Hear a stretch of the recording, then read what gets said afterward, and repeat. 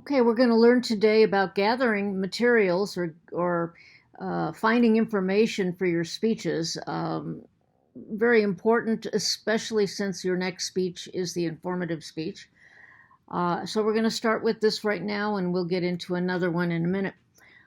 Um, so find your gathering materials and information, and one of the most obvious sources of information is your own knowledge, drawing on your personal experience of a topic. So I urge you to begin with, talk about something you know. Talk about something you know and like, or something that you know and find so interesting that you know everybody else will find it interesting too. Uh, you're going to have library resources, none better than at Troy University. I'm always amazed not only at the amount of resources, the number of books and volumes, but the knowledge of the librarians. They are your best resource on this university campus. All you have to do is go to the library online and you can set up a chat immediately with a librarian. If you're having trouble with a speech topic, if you're having trouble finding certain information about the topic you chose, they know everything. The knowledge is at their fingertips, it's on the tip of their tongue. So you have, and another thing is the interlibrary loan system, which I use quite a bit for my research. If if Troy doesn't have it, Troy associates with other universities in the area, and they will look for you and find an article or a book or whatever, and they will send you a copy. And this is usually done within days, sometimes within a day. It's amazing. It's really wonderful. So, library resources are the librarians, the catalog, the reference works, newspaper and periodical databases, academic databases. Um, the catalog is a list of books, periodicals, and other resources that are owned by the library, and the librarian can tell you where to look. Reference works. These are works that synthesize large amount of related information, such as an annual atlas of the United States. You know, what was the cost of a car in 1945? What was the average income in 1945? Or, pick a year that you're reporting about and find information about that. So you have those, you have poetry, you have quotations you can find that way. Reference books are expensive. They're usually very large, they're expensive, and a library usually has one or two copies of it, and that's why they have to keep them there at the library. So go there, learn your way around. It's fantastic. And if you need something in particular, the librarian will tell you exactly where to find it. Other reference books are encyclopedias, yearbooks, like I just mentioned, quotation books, biographical aids.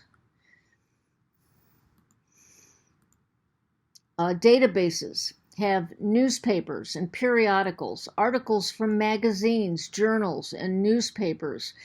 Easy access to a wide range of material, much of it available online, which is astounding. I pay $99 a year for something called Questia, which has thousands and thousands of books that I can read online. I don't even have to walk downstairs to go to the library and find it. It's right online. I can read it at my leisure on my screen. It's wonderful. Academic databases. You can get articles from scholarly journals. The best place to find scholarly research. This is how I do my writing and my research and how I get published. If you are going to do an informative speech on, let's just throw this out, let's see. I want to make sure I won't tell you now. A little bit later, when I get into informative speeches, I'll explain to you the difference between informative and persuasive speeches, and that will be critical for you. So, trust me, I'll put it in one of these upcoming lectures.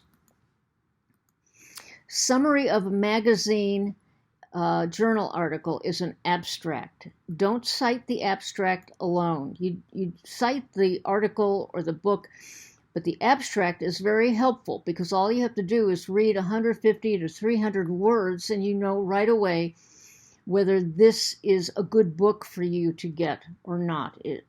You thought by the title it was good, but then when you read the abstract, you realize it's not the kind of information you need. Internet searching. Wow, this is an old picture. Search engines, specialized resources.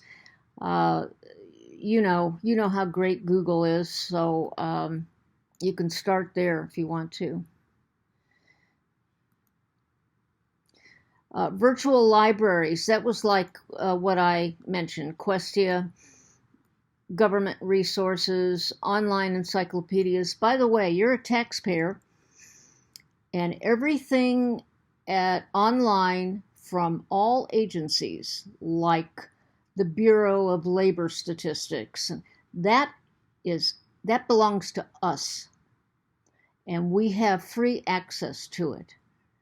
So don't forget that. Government stuff is ours. Wikipedia. It's the biggest encyclopedia ever. The reliability is comparable to traditional encyclopedias. It's a good place to start, but never to end, and you never, ever cite Wikipedia as your source. Wikipedia is constructed such that you or I could pop in to a Wikipedia page and change it anytime we want to. So who knows if I'm expert enough to make a change on a page? You don't know. So at least there's a bibliography at the end of every article. So you at least see some sources you can go to that are better than the Wikipedia article itself. Don't ever cite Wikipedia. Ever, ever, ever. Evaluating docs. How do you know that a document is reliable? That all depends on who is the author. What is the sponsorship? Did the author receive any funds in order to write this paper? And the recency. How recent was this article written and published? I don't want to say that recency is always the end-all be-all. Sometimes you can find something that's very old, like in one of the legal articles that I wrote. I found something from the 1800s that proved what was happening today. So that even back then, even 200 years ago, lawyers were concentrating on this issue. There is something to be said about older articles. Research interview to get speech information. You have the greatest source here at Troy. You have hundreds of faculty members who are experts in everything. Don't just stay within your department.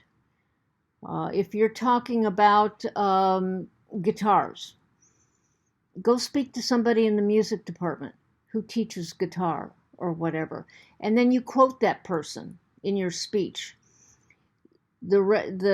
From here on out, the rest of your speeches are going to have citations in them. You are going to have to refer to sources outside of the internet and something here or there that you read. I want you to talk to people. In order to do that, let me just explain, have the courtesy to send an email, a a proper, courteous email asking the professor if he or she has some time to meet with you because you have a question about something. And you know that this person, read up on this person. Don't go in there blind. Show that you've done a little research on that professor so you know what is that professor an expert at. Avoid questions that are answerable without the interview. Professors don't like you coming in, not just professors, anybody. They don't want you asking questions that are, duh, didn't you read about me before you came in here? Leading questions, hostile or loaded questions, avoid those, please. Tips for research, start early. Don't wait until the day before something is due. You may not be able to find enough time to get all the research done. This is the first thing you do. After you decide what you're talking about and you put a little outline together for yourself, figure out who you need to talk to, where you need to get special information. Think about the materials, make a preliminary bibliography, and take notes efficiently. As to notes, take plenty of notes. Record in a consistent format. Make separate entries. Distinguish direct quotations, paraphrases, and your own ideas as you're taking the notes. What I like to do is, when I see a quote that I really like, a sentence or a couple of sentences in somebody's article, I put quotation marks around it. And then right underneath, I write an actual reference, an actual citation that will go in my bibliography. If it's something that just popped into my head, I write it out, and to the left of it, I write mine in all caps, MINE, caps, bold, underlined. This is something that came out of my head. You don't need to put quotation marks around it. So that when you go back to your notes, you go, okay, well, where are some of the quotes that I thought were really good? Aha, here they are. They're in quotation marks. Okay. All right. That's enough for right now on getting materials and information.